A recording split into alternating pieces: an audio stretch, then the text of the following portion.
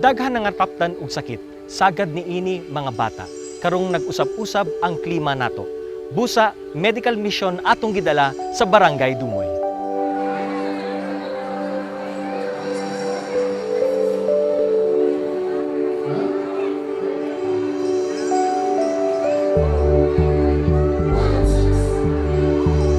Dako pagpasalamat kang Congressman Carlo Nograles nga gihatag kini higayuna sa amo diri sa Barangay Dumoy o dili lang kini nga iyang nahatag kanamo o uban pang mga programa nga gidala ni sa Barangay Dumoy. Akong kasulti sa atong Congressman Carlo Nograles. Ako kay mong pasalamat ingon man. Kami dinhi nga nagpuyo sakop sa Dumoy. Daghang kay salamat Congressman Carlo Nograles. Kini ang inyong higala, Congressman Carlo Nograles, padayon sa pag-alagad kaninyo sa Tatak K. Kalambuan, Dalatana, usa ka oras nga programa maghatod kaninyo sa mga katikaran may kalabutan sa kalambuan dili lamang sa komunidad apan sa kinatibukan. Kalambuan, Dalatana. Davao, Mindanao, may adlaw sa audityato inyo alagad sa Kalambuan Daratanan. Ngamatod sa mga impormasyon, mga kalambuang isyu butang lungsod nun, nga ikaw kitang tanan adunay kalambuhitan. Busa ba di kami? Sulod sa usa ka oras diri sa atong Kalambuan Daratanan. O nga siyempre, akong i-welcome ang akong partner, Rafi Bermijo. Raf? Daghang salamat Sal, suga mayong adlaw kanimo. Daghang salamat po sa atong tigpaminawan. Yan na po ang inyong daan ng higalas kahanginan Rafi Bermejo. Nibibalik aron na padayon nga mo abi-abi o mo alagad kaninyo. Welcome there, Rafi Boy. Salamat Sal. Sa katuig yun. Tas-tas ka panahon.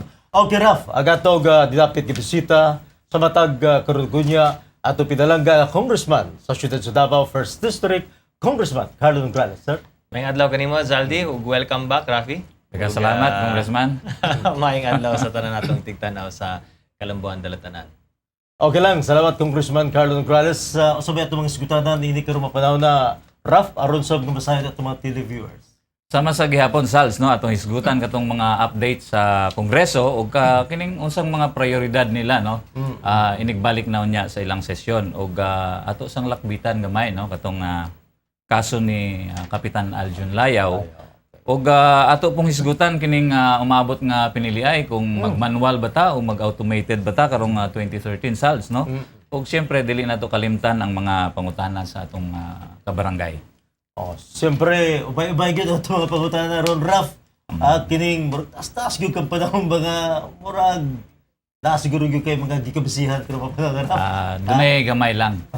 Gusto lang nako gamiton ang panahon no, mapasalamatan. Congressman, una nako ipaabot ang unang pangutana. Gusto lang ako pasalamatan si former Speaker Boy Nograles no. Ug si iyang igsuon si Bobby Nograles ug siyempre ang atong pinanggang congressman sa unang distrito sa Tacloban sa Davao sa paghatag og gamayng ayuda sa panahon nga nawa ta sa kahanginan Sals. Okay, Congressman Carlo. Siyempre, ipabuhagay na yung pangutana dito ka, Congressman. Basi makahilaktan. Congressman Carlo, sayad mi nga nagyapon sa bakasyon ng Kongreso karong mga panahon na no. Ang among pangutana kung kanus kini insakto nga mobalik sa iyang sesyon. Hapit na May 7. May 7 yung balik sa among session. Up to June 7 ka na siya. Then from June 7 up to the 4th Monday of July, break na sab mi, adjournment sine die ang tawag niya na. In preparation sa State of the Nation address ni President Noynoy Aquino. Okay. So pagbalik namo sa May 7, so good na pod ang among session o syempre ang impeachment trial. Murag taas-taas gud ang bakasyon Congressman Carlo apan sayod mi nga napahimuslan imong maong higayon. Ilabi na paghatag og pasidungog ni adtong mga estudyante nga migraduar nining summer no. Hilabi na katong mga estudyante dinhi sa unang distrito sa Dakbayan sa Davao. Yes, actually pasalamat gani ko sa atong mga eskwelahan na nag-invite kanako na mahimong commencement speaker or dili ka guest speaker sa ilang mga graduation exercises gani para kanako magud importante kini mga graduation exercises para una sa tanan makita nako personal na mi-graduate yun ang atong mga scholar.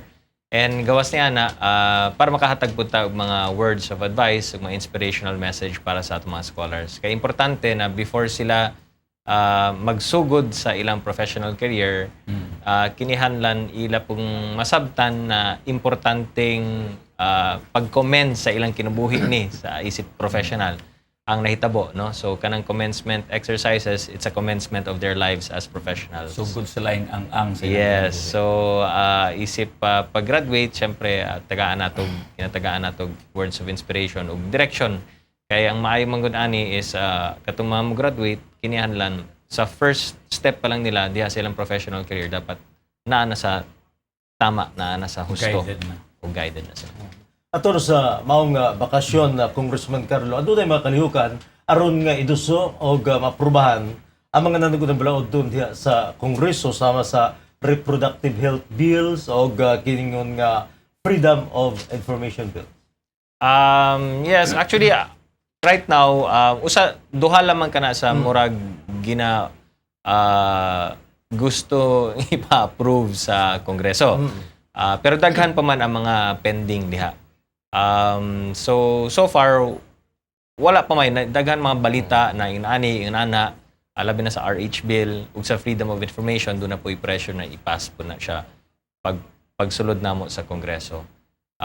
But so far wala man ingon na kung mangutana kang kung doon na bagyoy direct nga pronouncement or direct na instructions para kanamo wala man. At ito sa lain pa mga nanagunang isgutanan diha sa Kongreso, pabalik unya sa inyong sesyon, Congressman Carlo. Idadahuman nga isgutan usab ang kasong impeachment ni Chief Justice Renato Corona. Inigbalik unya sa inyong sesyon. Congressman Carlo, unsa bagyod sa inyong prioridad, unsa bagyod ni sa inyong prioridad diha sa Kongreso ang impeachment case ni Chief Justice Renato Corona? Of course, priority nato labi na sa Senado na magsugod og balik ang impeachment trial, ang hearing sa impeachment. Priority in terms of kinihan lang maginabuhaton, no? Na sa atong constitution, dili pwede na langanon kana, dili pwede i-delay pod kana siya. So importante na if you talk about priority, it's a top priority in terms of paghearing ni ana. But mas priority patingali ang kagustuhan ng kadaghanan na matapos ani siya. Di ba? Of course, right now at this present stage na sa defense, no? It's a defense turn to present their evidence. Doon ako'y nabasa sa kamantalaan, pipila kamantalaan na matud pa sa defense lawyers sa panig ni Chief Justice Corona na doon na daw sila napulo, no? 10 na witnesses na lang na i-present nila. So kung tinuod ba gyud na mangyud na napulo na lang ka witnesses ang ilang i-present, then we hope na matapos dining impeachment trial, no? At least ma-decision na siya because after the presentation sa defense, it will be up to the prosecution kung doon na pa ba sila laay pang i-present. And then after that, balik na po sa defense, no? So hopefully wala na. So by the time na mag-present ang defense sa ilahang witnesses, then it will be submitted for resolution na sa Senado. Then after that, at least matapos na siya and we can go on with our lives, so to speak. Labi na ang Senado na medyo na busy po sila sa impeachment, medyo na delay po ang ilahang legislative agenda. So priority nato ang matapos na siya. But again, it depends sa defense. Kung tinuod magyud na 10 na lang yan, then we see siguro pipilan na lang ka weeks na siya. Just in time na by pag-break na mo sa June 7, hopefully tapos ng impeachment. Okay. Una nagbulag-bulag ang Kongreso nitong Semana Santa, Congressman Carlo. Gibutuhan sa House Committee on Justice sa rasyong 38-10, no? Pabor sa pag-impeach sa lain pang miyembro sa Korte Suprema nga si Court Associate Justice Mariano del Castillo sa kasong plagiarism. Ang akong pangutana, unsa ning plagiarism, Congressman, ug unsa pud ang sunod ninyo buhaton kalabot niini kay murag lain na pud ning kaso sa impeachment karong tuiga, Congressman Carlo? Well, sa simpleng explanation, plagiarism is nagkopya ka og mga sentences or nagkopya ka gikan sa usa ka reference material na wala nimo gi-cite ang imong reference material. So, ang pasangil kang Marian del Castillo is that nag-plagiarize daw siya dito sa usa ka decision niya. So, siya ang nag-pen sa decision, siya ang naghimo sa decision na ay na sentences diha na dapat gi-cite niya kung kinsang author asa niya gikuha kini pero wala niya ma-cite, so dunay pasangal na plagiarism lagi. Na-clear siya dito sa Supreme Court sa pag-investigate sa Supreme Court, pero naay nag-file diri sa House of Representatives og impeachment complaint because of that act of plagiarism. So karon na-decision na naman na sa Committee on Justice diha sa House of Representatives. So ang status karon is it is now on plenary. So na-refer na siya sa plenary, and in the plenary, according to our rules, we have 60 session days to decide yes to impeach or no. So naami 60 session days karon, that every session day, that is one session day, and we are counting na dapat madesisyon na siya after 60 session days sa House of Representatives. Otherwise, kung dili na siya desisyonan within 60 session days, ma-technical ta, and the complaint will be dismissed. So sa pagkakaroon, maulagi na ang pangutana. Number one, because it's on the floor already, number one is kano sa namo pagbotohan kini. And number two, obviously, is kung unsa ang vote. So we need 1/3 of the members of the House of Representatives para maka-impeach na pud mi og laing justice, Supreme Court Justice, which is si Justice Marian del Castillo. So I don't know where it is going. Wala ko kabalo kung unsa ba ang mahimong resulta ani, but for sure, no, under the law and under our constitution, if 1/3 of the members of Congress votes for the impeachment of Marian del Castillo, isa ka na pud na diha sa Senado. And posible na magkaroon or magsabay ang impeachment trial ni Chief Justice Corona o ni Supreme Court Justice del Castillo. Posible ka na siya. Kay for example, karon ginahearing nato, no? Then pagbalik namo karon sa session, it will now be calendared na pagbotohan namo, no? Putang nato May 7, May 8 or May 9, anytime. Pagbotohan namin, kung makakuha og 1/3, saka to diretso sa Senate, and then they will now have 2 impeachment trials. Okay. May na lang, Sals, dili ta membro sa Korte Suprema. Pero importante gyud nga kinahanglan hatagan og pasidungog ang imong mga gipang katong mga author, no, sa imong gipang kuha nga reference. Anyway, kalabot sa RH bill, Congressman Carlo, ang lideratos Kongreso misaan nga ilang hisgutan nga ilang hisgutan kining maong balaod nun, no? Ang akong pangutana kung maaprubahan ba kining RH bill sa dili madugay, Congressman Carlo? Ang RH bill has always been in the kanang murag unfinished business namo diha sa House of Representatives, tungod kay daghan pa ang mga congressmen na gustong mag-debate, gusto mag-interpellate regarding the RH bill. So for sure, siguro pagbalik namo karong human sa among break, pagbalik namo from May 7 up to June 7, I'm sure makalendar na siya for interpellation. Pero katulagi, ang pangutana is doon na po may mga 20 to 30 congressmen and congresswomen na gusto mag-interpellate sa RH bill. Dapat tagaan sila higayon na mag-interpellate. Ang dili na mo gusto nga i-railroad ka na siya. Railroad buti pasabot na dili tagaan o higayon ang mga interpellators na maka-interpellate. Sama nako, wala pa man kumatapos sa ako interpellation. Although nagkaroon nga og 1 day of interpellation, gitagaan kong chance na mag-interpellate sa RH bill. I had 1 day to interpellate the RH bill, the authors of the RH bill. Wala pa man kumatapos sa ako mga pangutana. So, unsa man nato na, dili man pwede na mayon na lang po sila na, sige lang, nakapangutana na bitaw ka, Carl, ay nagpangutana diha og lain. Di ba? Unya, napay mga lain na wala pa gid nakapangutana, dili man po pwede na ingna na sila na ayaw na magpangutana kay papalik-balik ng inyong mga pangutana because we really do not know kung unsa may mga pangutana nila. Ang punto nato dinhi is ang mga representante, ang mga representatives, ang mga congressmen, mo'y nagrepresent sa ilang distrito. They are representatives of the people. And if we talk about the democracy, importante na ang tanang tingog sa katawhan, whether pro or anti, madungog nato o ma-explicar nato o it will become part of the records of Congress. Para kung dunay mga pangutana later on, natay reference. Ma-refer nato diha sa interpellation sa Kongreso. So that is the process that we have. This is the democracy that we have. So ang ako lang din wala lay railroaday.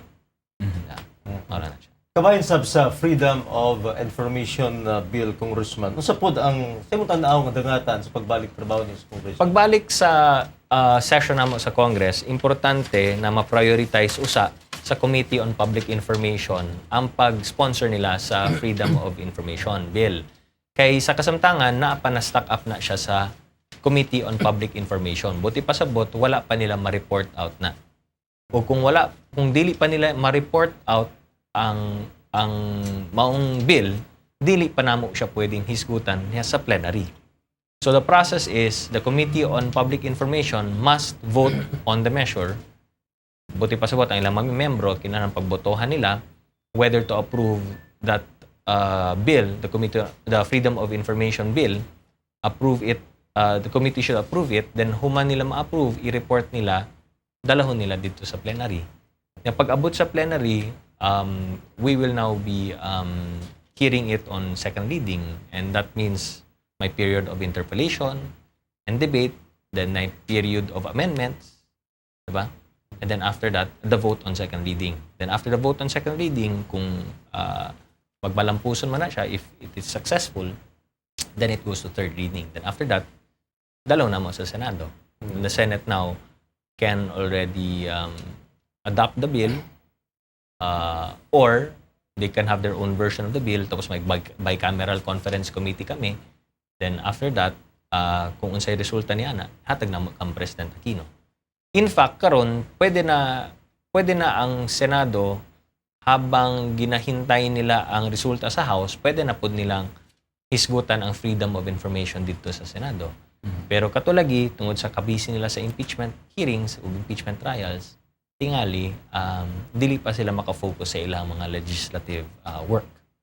Muna siya ang challenge diyan. Congressman Carlos Nograles, si Barangay Kapitan Reyes Torpe sa Barangay Sentro, Agdao District ni Ciudad sa Davao, nagpasiugda og kampanya aron maproteksyonan ang mga naabusong mga bana. Mao ni sila ginatawag under Desaya. Og Congressman, matod ni Kapitan Reyes Torpe nga ang kasamtangang balaod nga nagprotekta sa kababayenan og kabataan nakahatag ko og dugang duot ngadto sa mga gitawag under Desaya. So, unsay imong reaksyon ni Congressman Carlos Nograles? Ikaw, Sal, sa reaction mo. Para ka na ako, Manggod, dili man ingon na, dili dapat nato ma-misinterpret kining balaod sa violence against women and children, no? Kining mga balaod or bawsi, usa ka maing balaod kini tungod kay syempre ginaproteksyonan nato ang mga kababaihan o mga kabataan kay sila man ang medyo vulnerable sa abuse, di ba? So the reason for the vowsy is not to abuse the maabusahan ng battered husbands, no? Or mga bana or mga lalaki, but ang intent sa balaod is to protect ang women and children against violence. So sa pag-implement sa balaod, kung doon na may mga personalidad o doon may mga tao diha na mag-abuso diha sa maong balaod, then doon na kanay mga sanctions, no? Of course, kung ingunaan na ang sitwasyon na ginagamit